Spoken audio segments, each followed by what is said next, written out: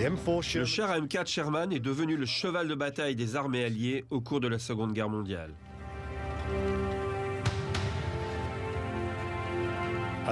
Alors que le conflit commençait à s'étendre, les Alliés s'organisèrent pour une production de masse et le Sherman devint un exemple type de ce qu'on appellera la guerre industrielle.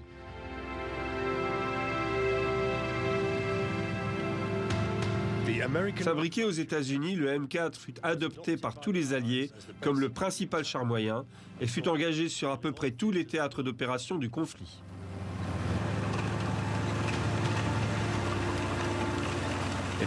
Après la guerre, il sera encore longtemps utilisé par de nombreux pays dans différentes versions.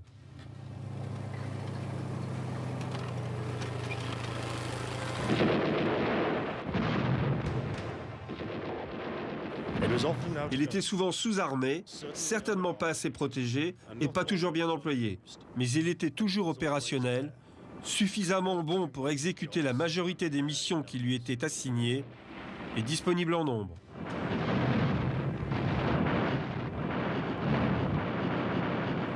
C'est avec l'aide du M4 Sherman que Montgomery et sa 8e armée gagnèrent la bataille d'El Alamein et qu'ensuite ils purent, avec l'aide de leurs alliés américains, repousser Rommel hors d'Afrique. Il fut également l'un des instruments majeurs du débarquement en Sicile et de la campagne d'Italie.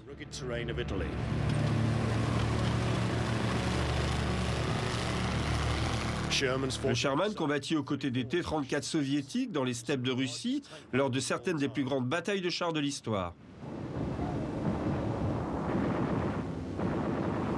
Dès le débarquement de juin 1944, il combattit champ après champ dans les campagnes et les villes d'Europe du Nord, de la Normandie jusqu'à Berlin.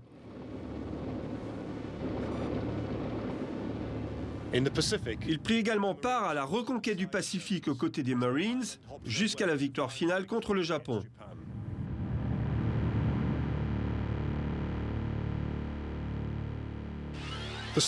L'histoire du M4 Sherman concerne autant sa production de masse que sa conception et sa mise en œuvre.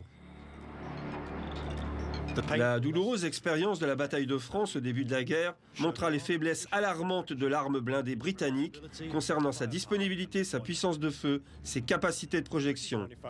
L'industrie anglaise n'était tout simplement pas en mesure de produire suffisamment de chars pour faire face à l'ennemi. Le signal d'alarme retentissant en Europe fut tout d'abord majoritairement ignoré aux États-Unis. L'armée britannique remporta de peu la victoire de la bataille d'Angleterre, sauvant sa souveraineté, et combattait maintenant pour sa sauvegarde, seule, face à l'écrasante puissance militaire du Troisième Reich. Contrairement à leur position actuelle sur la scène internationale, les États-Unis, à la fin des années 30, voyaient leur armée comme une force d'autodéfense, divisée et peu disposée à améliorer sa situation. Même en 1939, elle est encore équipée d'armes obsolètes et compte peu d'effectifs. Ceux-ci étaient estimés à 170 000 hommes, dont 42 000 stationnés outre-mer. La 7e brigade de cavalerie était la seule brigade entièrement mécanisée. Il existait un fort sentiment isolationniste, en souvenir de la guerre des tranchées, et selon lequel la guerre était le problème de l'Europe. Les boys n'allaient pas être envoyés là-bas pour sortir les Européens du pétrin. Cette absence d'un besoin impératif d'armement affecta le développement du char. Basé sur l'expérience de la Grande Guerre, le rôle du char aux États-Unis était alors de faciliter l'avancée des fantassins lors d'une offensive, selon la doctrine d'emploi de l'époque édictée en 1920. Cela a débouché sur 2 catégories de chars, les chars légers et les chars moyens, respectivement limités à 5 et 15 tonnes. Les restrictions budgétaires des années 20 empêchèrent de nombreux développements, et la seule production lancée fut celle du char T1, qui fut renommé char M1 au printemps 1928. La conception et la construction de ce char fut entreprise par l'US Army dans sa propre usine, le Rock Island Arsenal. Et pour les 2 commandes initiales de 20 et 30 exemplaires, l'usine de Rock Island était parfaitement adaptée.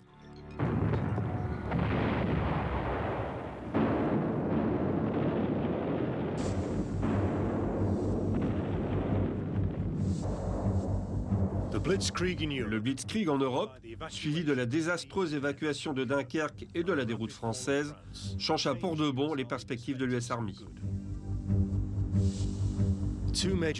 Deux faits majeurs donnèrent un coup de fouet au développement du Sherman. Le besoin britannique de blindés pour poursuivre la guerre et la nécessité absolue pour les Américains de se doter d'un armement convenable après avoir compris qu'ils ne pouvaient pas rester neutres. Les chaînes de production de Rock Island ne pourraient pas faire face à une telle demande. Il fut donc envisagé de sous-traiter la construction à des entreprises habituées aux engins lourds et à la production de masse, capables d'assembler des éléments de manière rapide et efficace. L'Amérique se tourna vers ses meilleurs constructeurs de l'industrie automobile et des transports ferroviaires. Après avoir été consulté dans l'urgence en juin 1940, Katie Keeler de Chrysler Corporation donne son accord de principe pour travailler pour l'armée américaine et reçoit une commande de 1000 chars M2A1 à livrer jusqu'en août 1942. Pour aider à la production, le nouvel arsenal de Détroit fut rapidement achevé et lança ses chaînes de montage en septembre 1941. La production passa de 3 à 100 chars par mois. La course à la production semblait avoir commencé, mais 13 jours plus tard, la commande de M2 était annulée. La puissance de feu et le blindage des Panzer allemands étaient un souci pour les états-majors. Un canon de 75 mm et une protection accrue devinrent un standard minimum pour tous les chars moyens du US Army. Une difficulté majeure pour la production d'un char répondant à ces caractéristiques était qu'aucune tourelle tournant sur 360 degrés et capable d'accueillir un canon aussi puissant que le 75 mm n'avait encore été mise au point aux États-Unis. Cependant, la version obusier du M2 avait parfaitement fonctionné avec un gros canon monté sur un support latéral et l'expérience avait montré que la production pouvait démarrer très rapidement. Il fut appelé M3. C'est ainsi que le contrat signé avec Chrysler pour la production de 1000 véhicules avait été annulé presque aussitôt et remplacé par un nouveau contrat d'un nombre équivalent de M3. Il n'est pas exagéré de dire que la fabrication commença bien avant que la conception du char ne soit terminée. À l'époque, le pré-buy n'était pas considéré comme un moyen de paiement. Les Britanniques ont donc été priés de payer à la commande les chars qu'ils voulaient acquérir. Pour les États-Unis comme pour la Grande-Bretagne, le char M3 constituait un palliatif utilisable et était livrable en quantité. Le nombre de chars prévus pour satisfaire les besoins des armées britanniques et américaines augmenta brusquement. Le comité de planification récemment formé commença presque aussitôt à organiser la production afin d'atteindre 1000 chars par mois en avril 1941 et 2 fois plus à partir de juillet.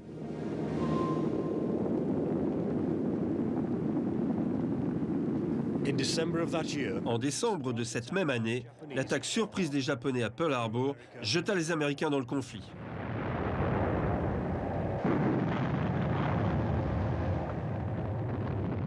Non seulement nous nous défendrons jusqu'au bout, mais nous nous assurerons que ce genre d'acte de lâcheté ne nous mette plus jamais en danger.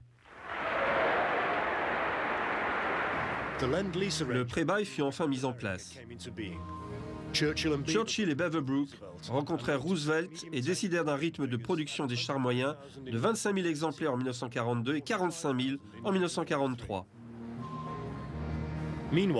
En attendant, 4 géants de l'industrie américaine commencèrent à produire le char M3, appelé Lee par les Américains et Grant par les Britanniques.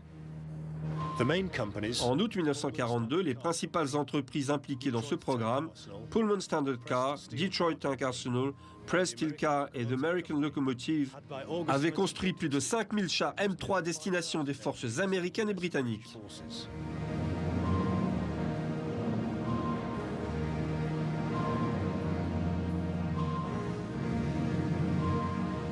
Il est reconnu que les chefs d'état-major savaient à l'époque que le conflit allait s'étendre au monde entier et que l'armée américaine allait devoir s'engager sur plusieurs fronts simultanés avec tout le matériel qu'elle aurait pu rassembler. Concevoir un char d'exception n'était pas envisageable, simplement par manque de temps. Il fallait s'orienter vers un véhicule disponible rapidement et qui conviendrait pour la majorité des missions qui allaient lui être confiées. Alors que le M3 entrait en production, les travaux se poursuivaient d'arrache-pied pour concevoir son successeur, le M4.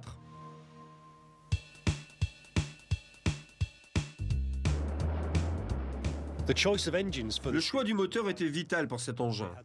Il devait être puissant et fiable, mais surtout, il devait être disponible à temps. L'US Air Force, l'US Navy et l'industrie automobile avaient développé plusieurs motorisations pour les avions, bateaux et camions. Ils pouvaient être rattachés à la conception d'un nouveau moteur et du fait qu'aucune innovation majeure était nécessaire, il serait possible de les construire en grand nombre. Ces moteurs déterminèrent l'aspect du char, donnant au M4 une silhouette très haute, surtout avec les moteurs en étoile à refroidissement par Air Ride Cyclone et Continental. Basé sur le châssis du M3, il utilisait les mêmes suspensions, transmissions et chenilles, la plus grosse différence venant de la tourelle. Elle était moulée d'une seule pièce et le toit de la caisse était suffisamment solide pour la supporter avec son lourd canon de 75 mm.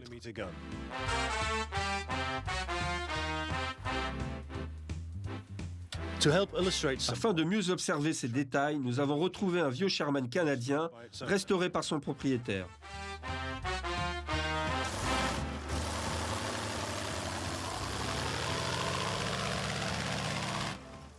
L'énorme compartiment moteur devant s'accommoder des différentes motorisations ressemblait à une caverne et donnait au char sa silhouette très haute.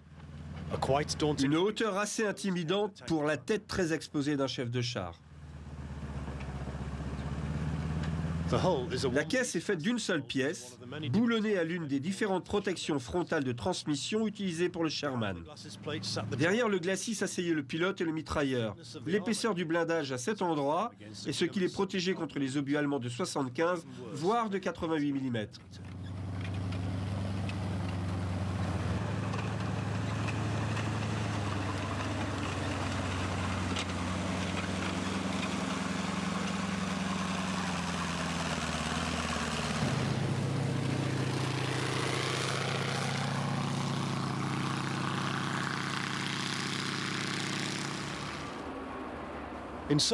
À l'intérieur était suspendu sous la tourelle une sorte de panier dans lequel prenaient place le tireur, le chargeur et le chef de char, ce qui leur permettait de tourner en même temps que le canon dans une position confinée, brillante, malodorante et dangereuse. Avec un moteur facilement inflammable derrière vous, entouré de rangées de vos propres munitions et avec seulement 5 cm d'acier pour vous protéger des obus perforants de l'ennemi, il est facile de se trouver très mal et pas vraiment rassuré. Surtout quand vous savez que l'ennemi a des canons d'un calibre supérieur et qu'il vous a déjà probablement en ligne de mire.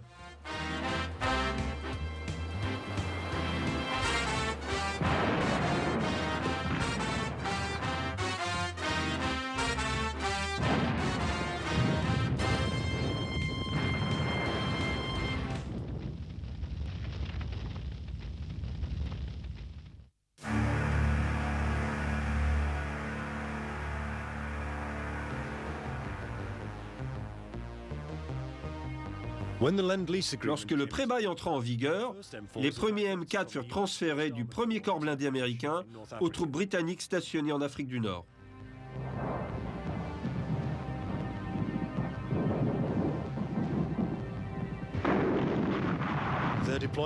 Leur engagement à El Alamein aux côtés des Grants de la 8e armée, où il prit d'abord le surnom de Swallow, permit aux Britanniques de gagner leur première bataille de la guerre et stoppa l'avance de l'Axe.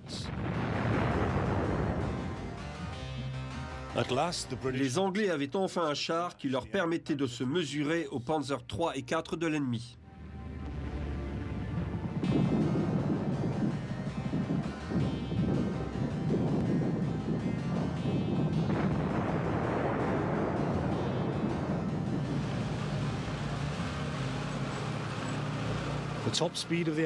La vitesse maximale de M4, environ 42 km/h, était très appréciée des équipages britanniques, de même que la vitesse de rotation de la tourelle motorisée par Bendix, ce qui donna aux équipages un net avantage lors des combats de chars.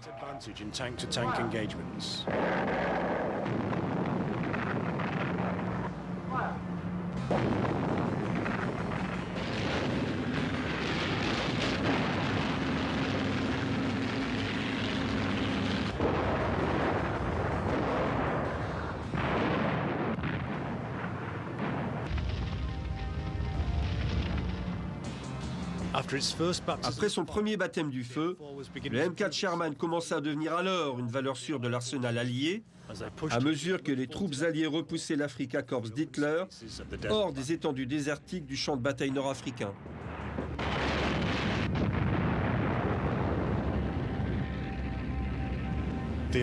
L'arsenal de la démocratie augmenta la production des M4 dans les différentes usines américaines. Elles construisirent plus de 50 000 chars M4 entre décembre 1940 et juillet 1945. Au plus fort de la production, un Sherman était produit toutes les 30 minutes pour satisfaire les besoins des armées alliées à mesure qu'elles s'engageaient dans la guerre sur de multiples fronts autour du monde. L'industrie motoriste américaine bascula de la production civile nationale à la construction de matériel militaire, employant un grand nombre de femmes, tandis que de plus en plus d'hommes étaient envoyés outre-mer pour combattre dans les chars qui sortaient des chaînes de montage. Les chars M4 sortaient d'usines toujours peints dans la couleur vert olive de l'armée américaine, car on ne savait pas à l'avance sur quel théâtre d'opération ils allaient être déployés. Dès qu'ils arrivaient sur place, la nécessité et un instinct de survie bien naturel entraînaient l'application d'une peinture plus adaptée au terrain. En Afrique du Nord, certaines unités utilisaient des larges bandes noires pour briser la silhouette du char, d'autres préféraient des bandes de couleur ocre ou sable. Ces bandes de couleur avaient tendance à se ternir sous l'effet du soleil du désert et de la poussière. En Tunisie et plus tard en Italie, où les Sherman eurent à opérer dans des vergers, des champs d'oliviers ou dans des zones rocheuses, des schémas de camouflage plus recherchés furent utilisés. Cela aida à camoufler l'imposante silhouette du Sherman lorsque les troupes montaient à l'assaut des positions ennemies. Durant les hivers où la neige tombait en abondance sur l'Europe, les équipages américains et britanniques repeignirent dans l'urgence leurs Sherman avec une peinture lavable blanche pour les soustraire à la vue des canons anti-chars allemands.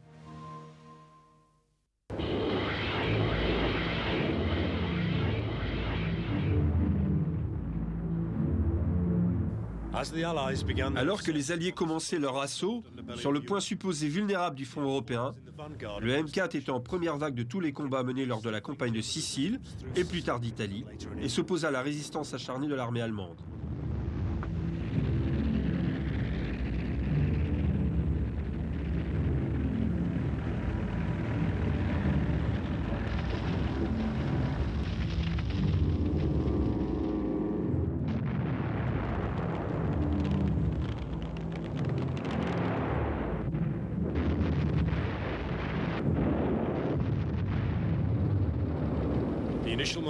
L'élan initial de la campagne laissa place à un enlisement désespéré à mesure que les Alliés poursuivaient péniblement leur avancée, vallée par vallée, contre une défense bien verrouillée des forces de l'Axe.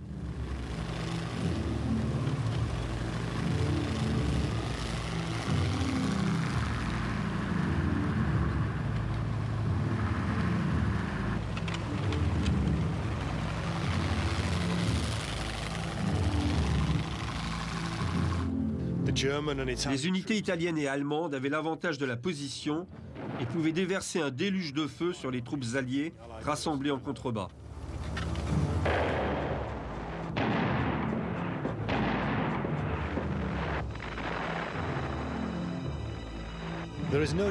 Il ne fait aucun doute que le M4 était insuffisamment blindé.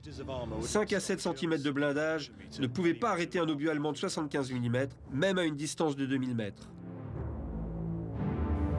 Cela conduisit souvent les chars de tête à se faire hacher en quelques minutes par un canon anti-char de 75 mm ou par un char Tigre et son canon de 88 mm avant même qu'il ne soit repéré.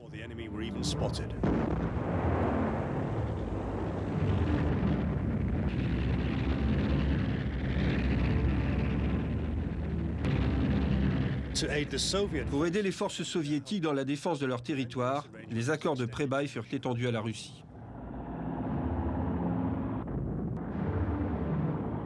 Les déficiences du M4 furent révélées lors des combats meurtriers sur le front russe. De grandes formations de Sherman et de T-34, tous deux produits en grande quantité, furent pulvérisés par les canons plus puissants des unités allemandes, malgré leur infériorité numérique, et par les redoutables chars Tigre. Seule la production massive des usines tant en Russie qu'aux États-Unis, permit aux Alliés de supporter ces pertes importantes et de remporter malgré tout le combat.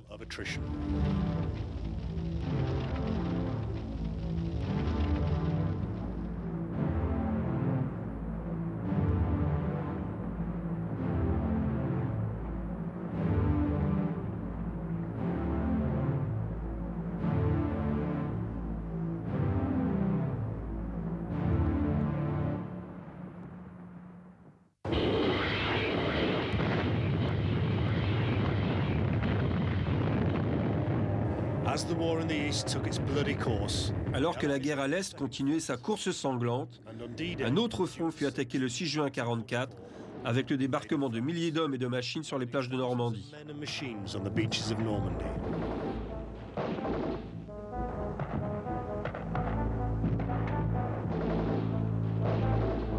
Le Sherman fut l'un des instruments de cette opération.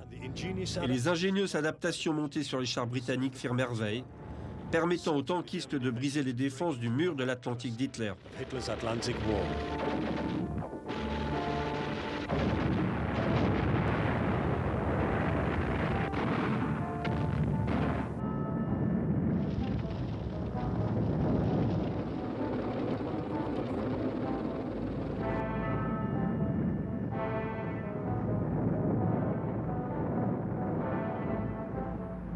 De plus en plus de blindés furent acheminés sur place lorsque les ports Mulberry furent mis en place.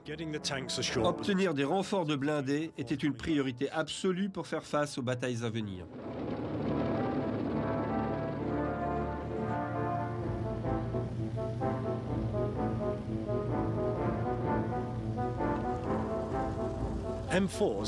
Les Sherman furent spécialement rendus étanches de multiples façons pour assurer leur débarquement lorsque les engins spécialisés ne pouvaient pas s'approcher assez près des côtes.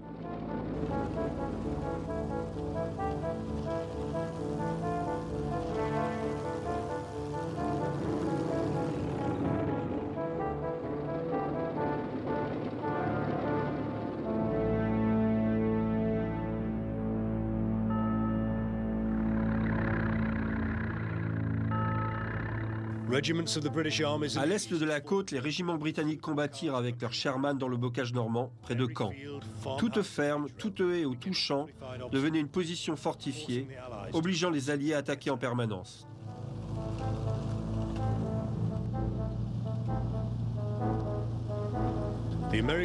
À l'ouest, les forces américaines rencontrèrent des difficultés similaires à travers l'impénétrable cloisonnement de la campagne normande.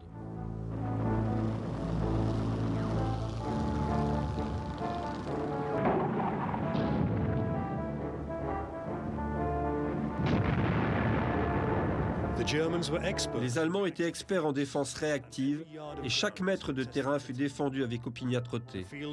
Les champs étaient sous le feu des tirs croisés meurtriers des mitrailleuses.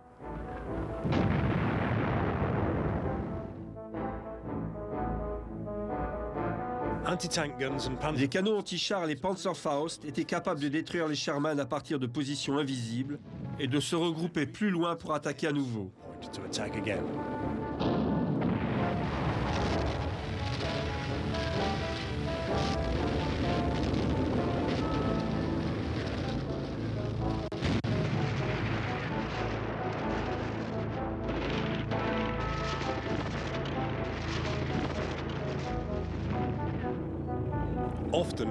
Souvent, un seul char allemand lourdement blindé et bien camouflé pouvait détruire plusieurs Sherman en quelques minutes, du fait que les tankistes alliés étaient coincés sur des chemins étroits, incapables de manœuvrer. La seule parade consistait à rebrousser chemin et à demander un pilonnage de l'artillerie ou de l'aviation, voire dans certains cas des gros canons de la marine, si la position se trouvait assez près des côtes.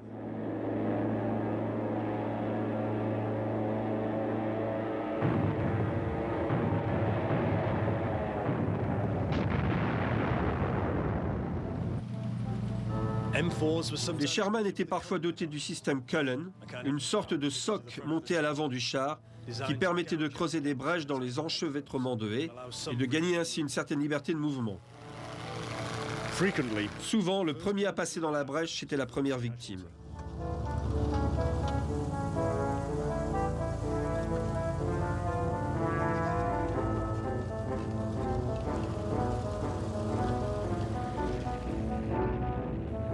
Les blindés étaient utilisés en peloton de 4 ou 5 chars qui, par nécessité, travaillaient étroitement avec l'infanterie et les autres armes.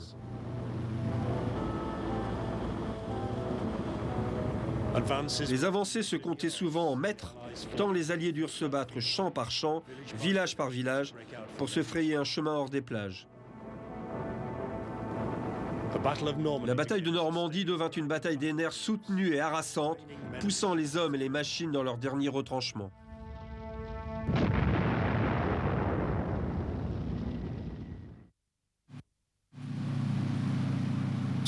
Afin de mieux illustrer notre propos sur le M4 Sherman, nous avons reçu l'aide de groupes de reconstitution et d'un vieux Sherman canadien restauré depuis la dernière guerre.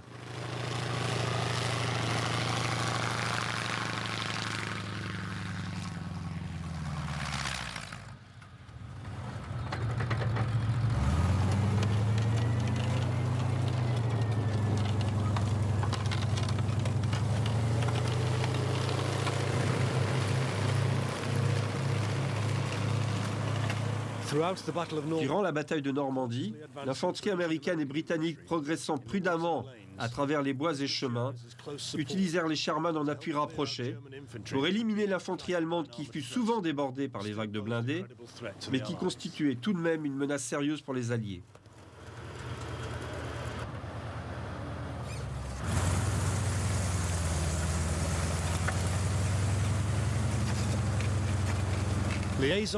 Au début, la liaison entre les pelotons blindés et l'infanterie était limitée, la communication se bornant à taper sur la caisse du Sherman avec une pelle et à crier au chef de char par-dessus le bruit des machines et des armes.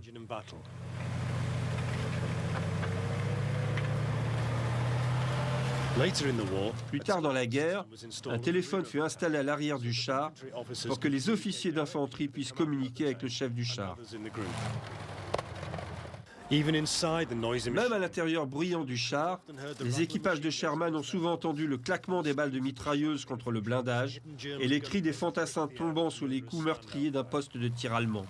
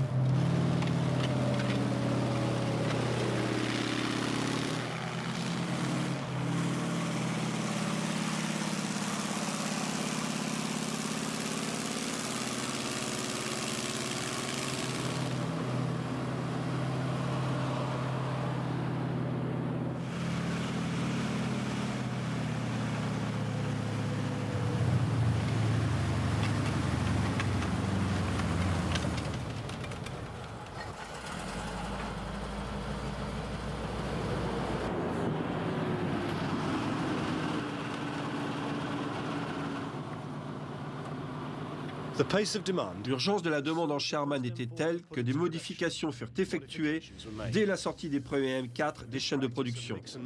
Cette pratique de l'adaptation constante à la nécessité transforme la classification des différentes versions de l'engin en un véritable casse-tête pour les historiens. Les changements apportés, les nouveaux procédés de fabrication et les différents constructeurs compliquèrent encore plus l'identification des Sherman, de même que les fréquentes modifications et réparations faites sur le terrain. La fabrication de la caisse se divise en deux catégories. Plusieurs plaques d'acier soudées ensemble, comme ici sur le M4A2, ou une caisse moulée d'une seule pièce, visible ici sur le M4A1.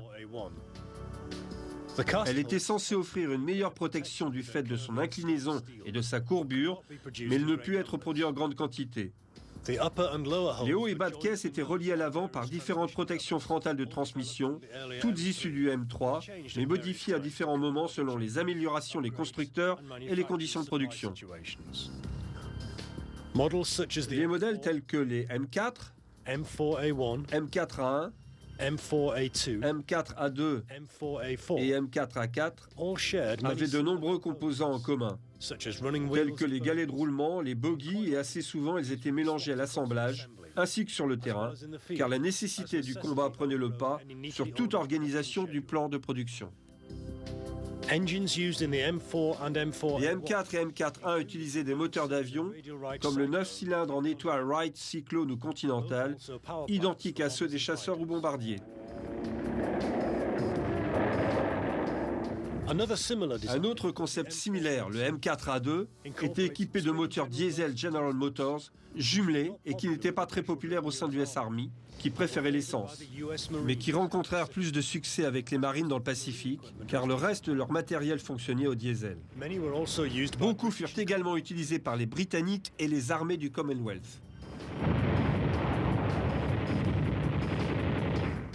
Le V8 de 500 chevaux construit par Ford était à l'origine destiné à l'aviation, mais il fut détourné pour équiper les chars. Ce moteur était très facile à entretenir et fut très populaire parmi les troupes, car il faisait du M4A3 un char très rapide. Les moteurs en étoile étant de plus en plus demandés par l'Air Force, la ressource vint à manquer pour les chars. C'est ainsi que Chrysler coupla 5 de ses moteurs 6 cylindres à essence à un arbre de transmission commun pour donner le Chrysler Multibank. Cela donna une variante puissante, mais qui nécessitait une maintenance intensive, le M4A4, qui ne fut guère populaire auprès de l'US Army.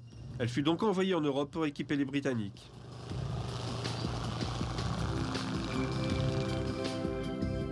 Le M4A6 était propulsé par une nouvelle mouture du moteur Caterpillar, diesel ou polycarburant.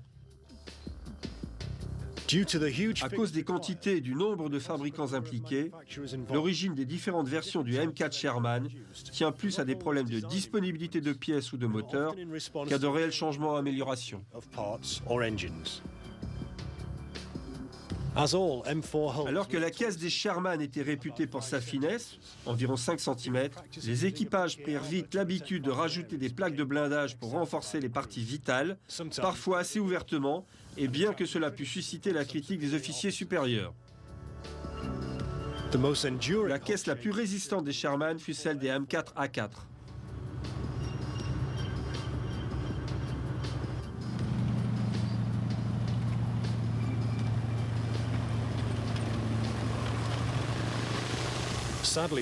Tragiquement, l'une des caractéristiques des moteurs de Sherman était de prendre feu facilement, ce qui leur valut d'être surnommés rôtissoirs à Tommys par les Allemands.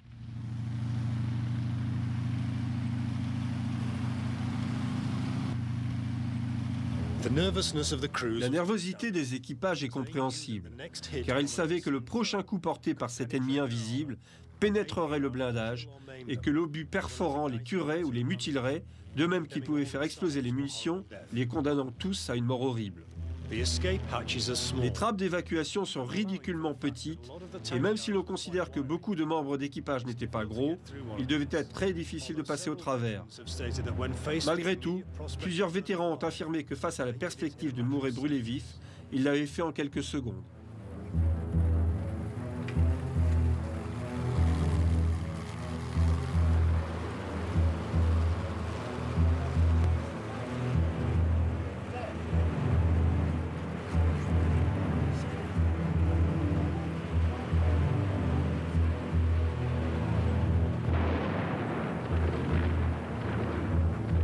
Le sentiment de vulnérabilité causé par le faible blindage était aggravé par la relative faiblesse du canon de 75 mm, qui malgré son accueil initialement enthousiaste comme étant une amélioration par rapport au canon de 2 livres britannique, nécessitait de s'approcher à une distance suicidaire pour venir à bout des nouveaux blindés allemands. Un ratio constant de 15 victoires pour 1 fut maintenu par les Tigres allemands face aux Sherman tout au long du conflit.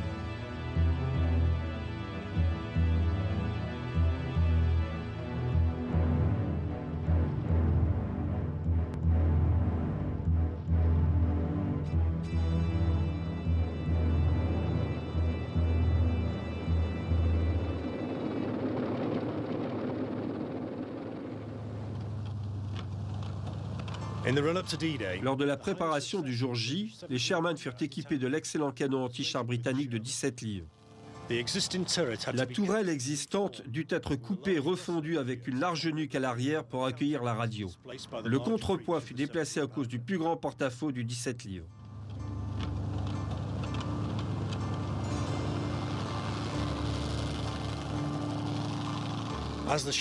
Comme les obus étaient aussi plus longs, l'espace alloué aux mitrailleurs fut réduit au profit des munitions.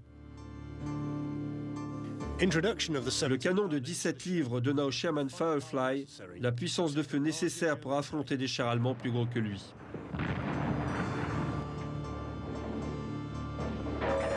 Mais le canon ne put être produit en quantité suffisante assez rapidement, et sur un peloton de 5 chars, un seul était équipé de ce canon. Il était typiquement utilisé pour détruire les positions des canons anti-chars ou les gros chars allemands, après un contact initial où les Sherman de tête avaient été détruits et ainsi révélé la position de l'ennemi. Une unité britannique accomplit une action de ce type près de Saint-Aignan au nord de Falaise. Après une progression de nuit mouvementée, l'unité se mit à couvert dans un verger voisin. Une petite formation de 3 tigres fut repérée, faisant mouvement dans le secteur de surveillance. Immédiatement, un équipage de Firefly reçut l'ordre d'engager le dernier char de la formation. Lorsque le dernier tigre se trouva à 700 mètres de distance, le 17 livres du Firefly tira 2 obus qui pénétrèrent le blindage et mirent le feu au char ennemi. Le Firefly tira à nouveau et le second tigre prit feu. Le premier tigre cherchait à se mettre à couvert lorsqu'il fut touché par 2 obus du Firefly et se mit également à brûler. Comme tous les chars touchés directement, les munitions atteintes par les flammes explosèrent, mettant les chars ennemis en pièces. L'action dura seulement 12 minutes.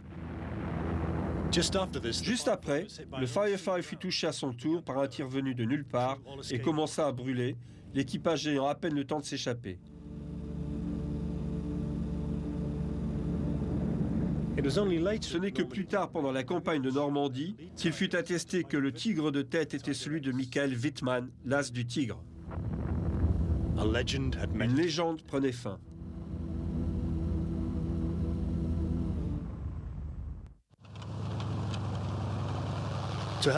Pour contrer les chars allemands plus meurtriers, les Américains augmentèrent la puissance de feu de leur Sherman en 1944 avec le canon de 76 mm.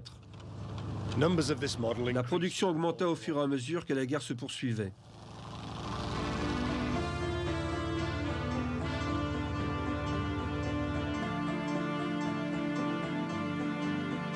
Non seulement il y eut plusieurs versions du Sherman, mais d'autres variantes furent basées sur le châssis du M4. Pour s'attaquer aux chars allemands plus gros, les Américains mirent au point en 1942 le M10, un chasseur de chars armé lui aussi du canon de 76 mm. Le M10 apportait une puissance de feu accrue, mais c'était au prix d'un blindage moins épais. Ce manque de protection et sa tourelle ouverte le rendit impopulaire dans certaines unités. Particulièrement en combat rapproché, où un lance-grenade bien utilisé pouvait tuer tout l'équipage d'un seul coup.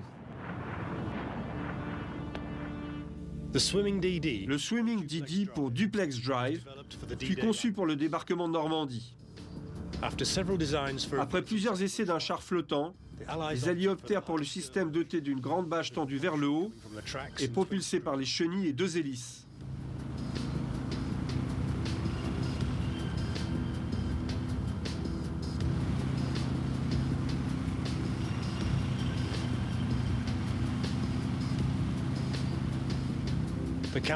Cette bâche de bois et de coton lui donnant sa flottabilité était très peu solide. Et bien que beaucoup réussirent à débarquer de leurs barges et furent efficaces contre les positions allemandes, ceux qui furent lancés sur une mer agitée ou trop loin de la côte furent rapidement submergés et coulèrent comme des pierres.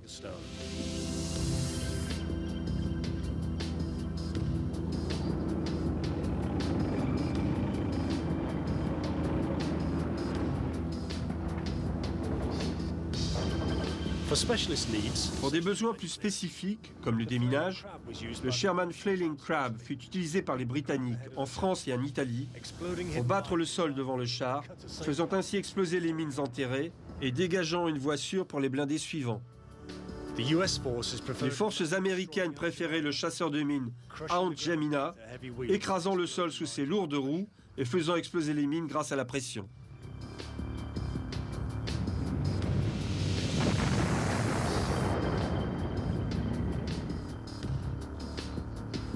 Le châssis du Sherman fut adapté pour le canon de l'obusier de 105 mm américain.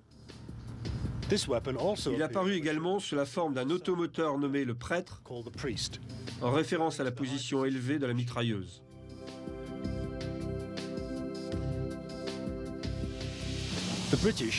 Les Britanniques l'utilisèrent de la même manière avec leur canon de 25 livres, appelé Sexton. Étant à court de transport de troupes offrant une bonne protection, les Britanniques en Italie convertirent la version canadienne du Sherman, le Ram, pour transporter 10 fantassins. Plus tard en France, les Sexton furent utilisés sans leur canon pour le transport de troupes et surnommés Holy Rollers.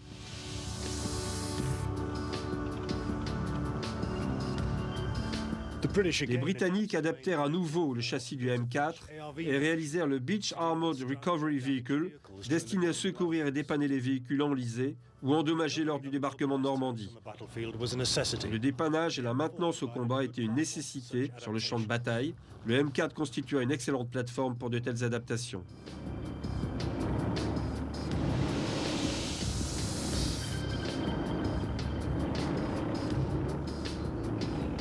Plus loin des premières lignes, des camions non blindés tels que le Scamel, le Diamond Sea et le War de la France furent également employés pour dépanner ou remorquer les Sherman vers des ateliers de campagne pour y être réparés. Des tourelles, des blocs moteurs, des châssis pouvaient être interchangés, soit directement sur le terrain, soit dans les usines aux États-Unis. Bulldozers, lance-roquettes, canons d'assaut, ponts mobiles, obusiers et bien d'autres furent produits par les Alliés. D'autres M4 furent adaptés à un rôle plus sinistre, tel que le lance-flammes, conçu pour éliminer un ennemi de plus en plus désespéré, à la fois en Europe et dans le Pacifique.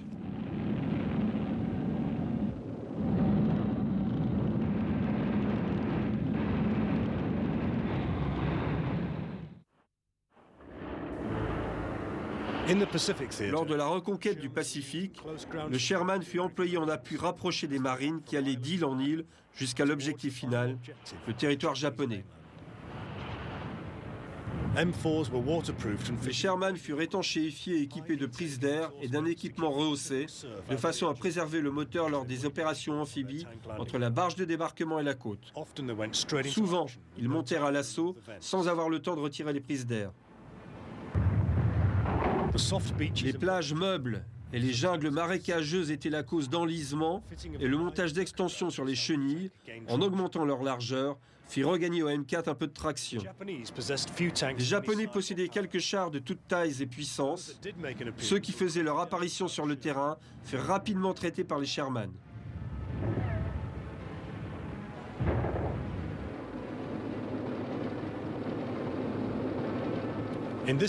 Au moins sur ce théâtre d'opération, le M4 et son canon de 75 ne rencontrèrent que peu d'opposition.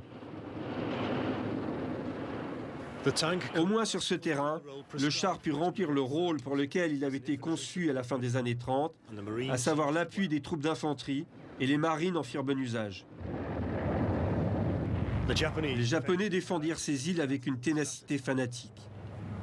À maintes reprises, ils furent en mesure d'attaquer les marines à partir de positions bien camouflées et protégées, à la mitrailleuse et au mortier. L'épaisse jungle était un parfait terrain d'embuscade pour harceler les troupes à mesure qu'elles s'enfonçaient à l'intérieur des terres.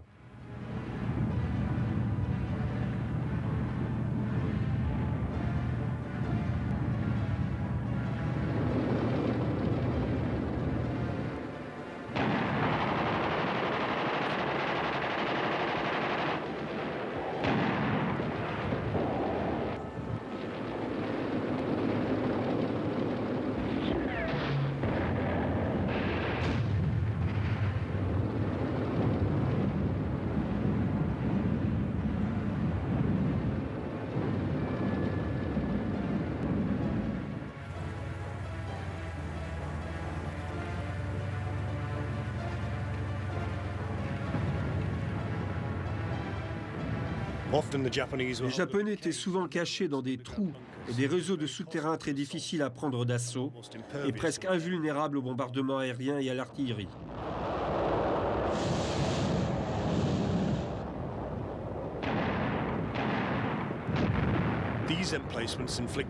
De ces positions, ils infligèrent de sérieuses pertes aux marines et leur défense suicidaire a aguerri rapidement les marines au combat.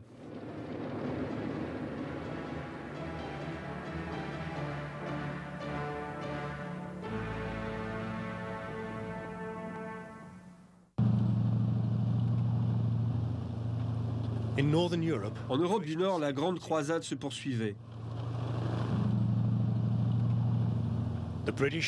Canadiens et Britanniques progressaient dans la campagne française.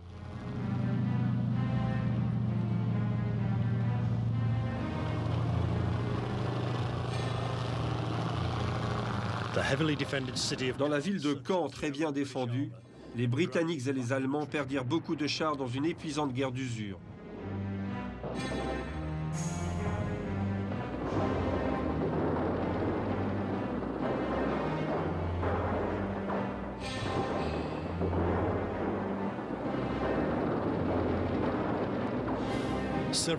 Plusieurs troupes d'élite allemandes, dont les jeunesses hitlériennes, et plusieurs divisions de panzers lourds équipés de Tigres, refusèrent obstinément de céder du terrain malgré d'horribles pertes.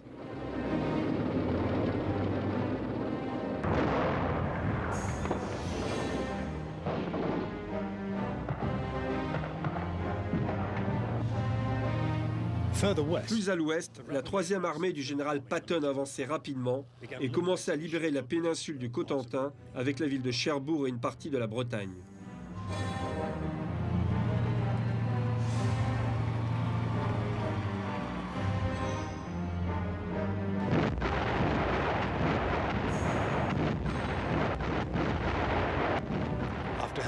Après avoir aidé à repousser la contre-attaque de la 7e armée allemande à Mortain, la 3e armée et ses Sherman tenta d'encercler les unités allemandes qui fuyaient pour se mettre en sûreté de l'autre côté de la Seine.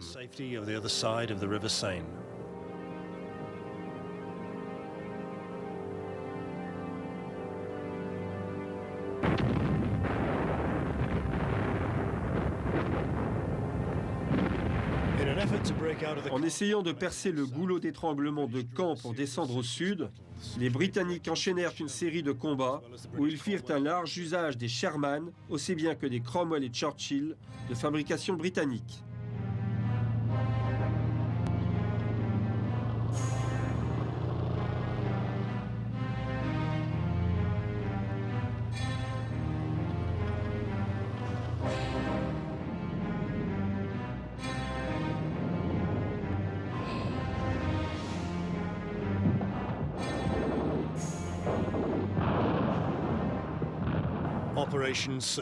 Des opérations telles que Epsom, Goodwood et Totelise furent un chemin de croix pour les Sherman, qui furent détruits un par un aussi bien à longue distance qu'en combat rapproché, lorsqu'ils s'approchaient des défenses allemandes qui attendaient leur avancée, bien camouflées sur des positions en hauteur.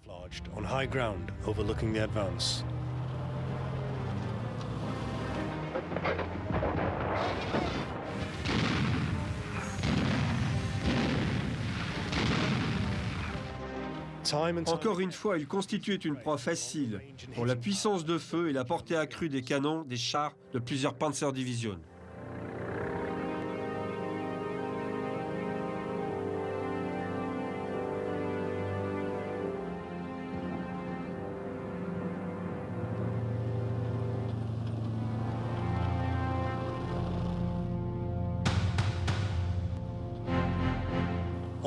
L'opération Totelise vit le premier usage massif du Sherman comme transport de troupes blindées. Sur un certain nombre de sextons et de prêtres, l'armement principal fut retiré afin de pouvoir transporter les fantassins accompagnant les pelotons blindés. Ils se révélèrent très efficaces pour protéger les troupes embarquées, qui les surnommèrent Holy Rollers ou Unfrog Priests.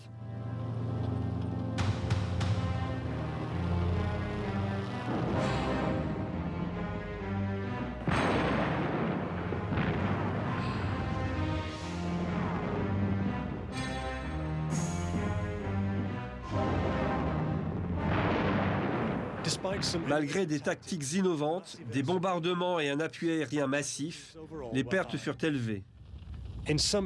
Dans certains cas, les combats ne duraient que quelques minutes, laissant les Sherman à l'abandon, une fumée noirâtre s'échappant des trappes ouvertes à la hâte. Les grands champs au sud de Caen étaient constellés de carcasses de Sherman, leurs équipages condamnés à mourir carbonisés à l'intérieur de leurs chars ou cherchant désespérément à se mettre à couvert dans les maïs et les fossés.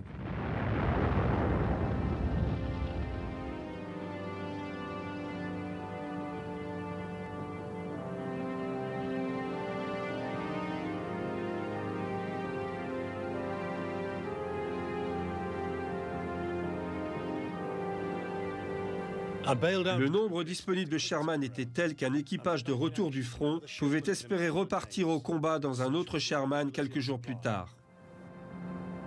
Une situation qui était loin d'être celle de l'armée allemande.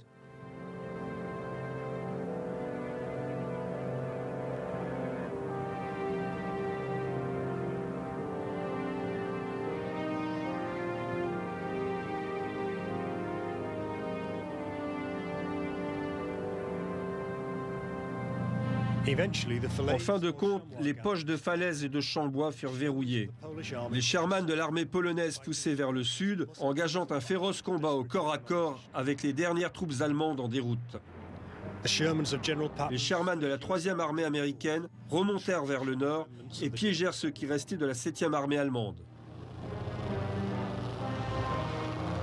Le carnage de la poche de falaise est légendaire et les Sherman permirent d'abréger la durée du conflit.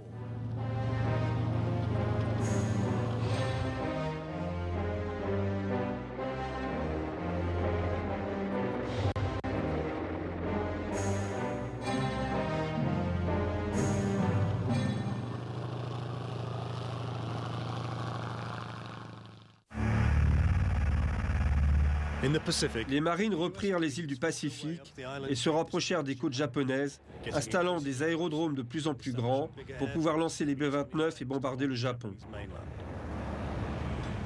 Les Sherman étaient presque toujours débarqués après la première vague d'assaut pour aider à la progression à l'intérieur des terres et engager le combat.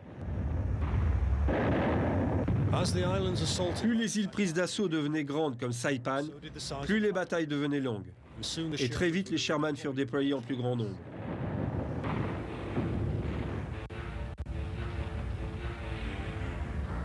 Le Japon impérial eut aussi à faire face à d'autres adversaires en Indochine qui utilisaient également le M4.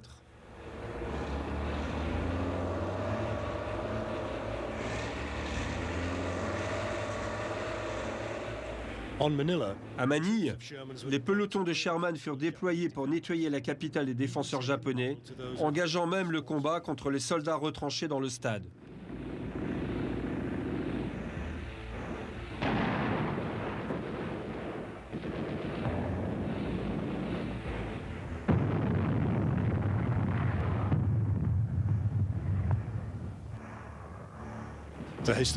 La bataille historique d'Iwo Jima est profondément ancrée dans l'histoire des marines et plus de 100 Sherman y prirent part.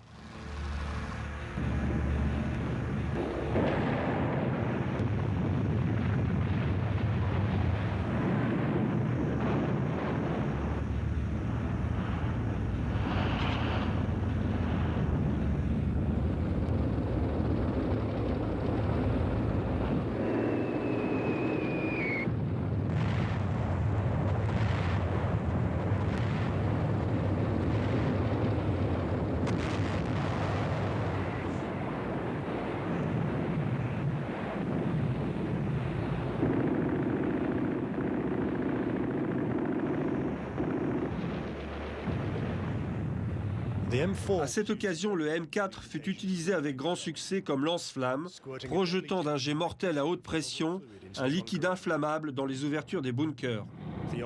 Tous les occupants mouraient instantanément, brûlés vifs ou par asphyxie, car l'oxygène se trouvant à l'intérieur était immédiatement aspiré hors du bunker. Une utilisation agressive et soutenue du M4 mena les marines et l'Air Force à portée de Tokyo.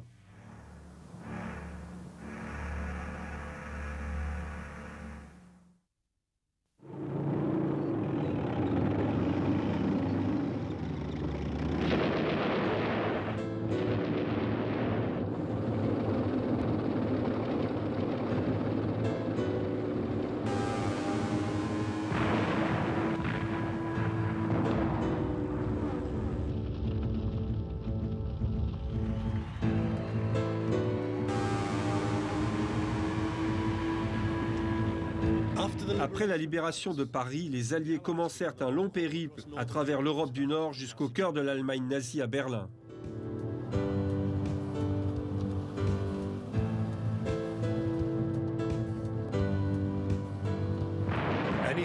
Tout espoir d'une issue rapide de la guerre fut anéanti par une résistance allemande constante et déterminée.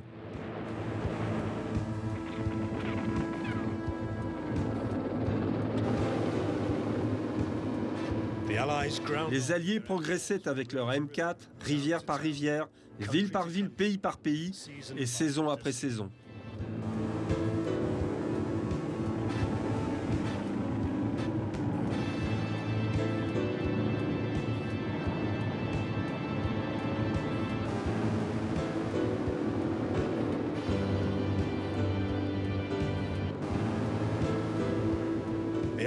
Le M4 Sherman fut utilisé de manière intensive, souvent adapté selon les besoins des combats, et devint le cheval de bataille des armées alliées. Son omniprésence sur les champs de bataille en a fait une figure légendaire de la Seconde Guerre mondiale.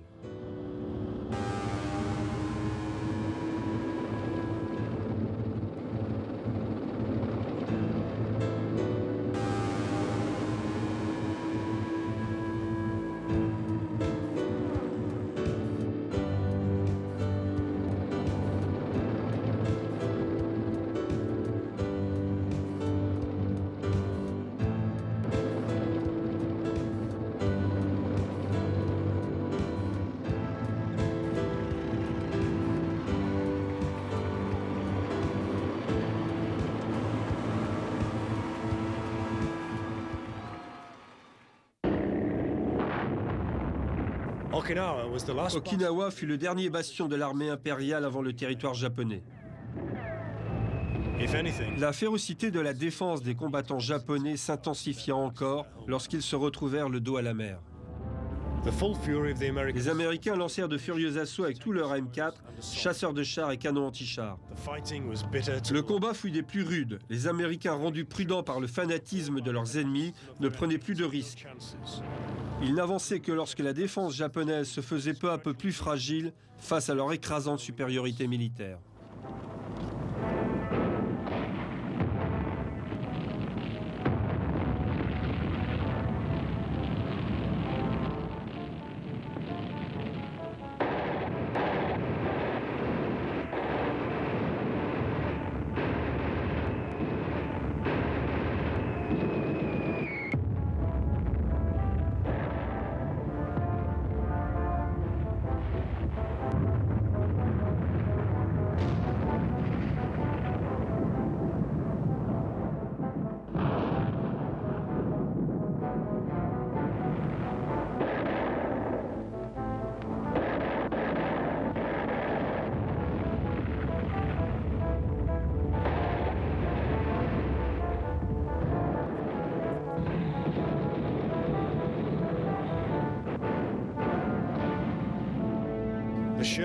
Le Sherman a contribué à ramener la guerre du Pacifique sur les mêmes plages qu'il avait lancées 4 années plus tôt.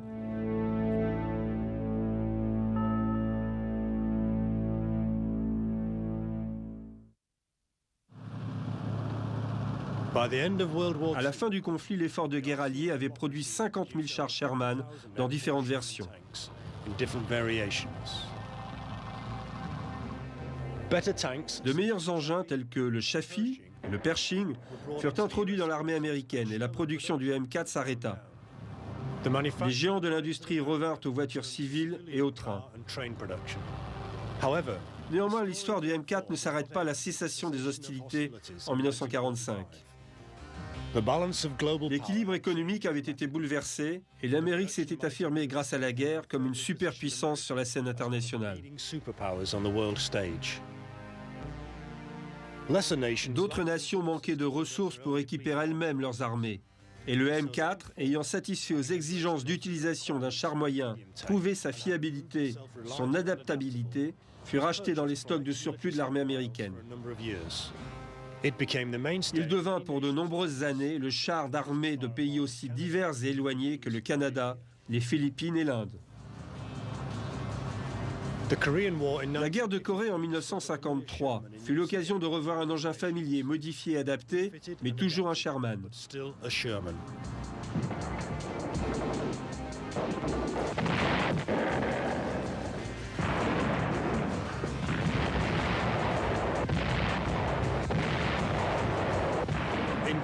En Corée, les Alliés utilisèrent des superstitions locales, peignant des tigres menaçants et des dents de requins sur les glaciers avant de leur Sherman. Ces derniers étaient maintenant améliorés avec des suspensions HVSS et un canon de plus gros calibre.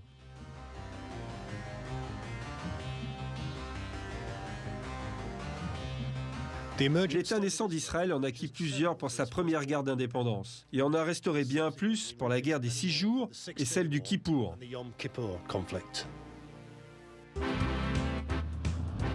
Le succès du M4 ne repose pas sur une réussite industrielle individuelle, mais plutôt sur une capacité collective à faire la majeure partie des choses de la meilleure manière possible. Les Alliés appliquèrent le concept de guerre totale et construisirent un char qui soit à la fois fiable et suffisamment flexible pour la plupart des opérations, mais surtout qui a pu être produit en très grand nombre.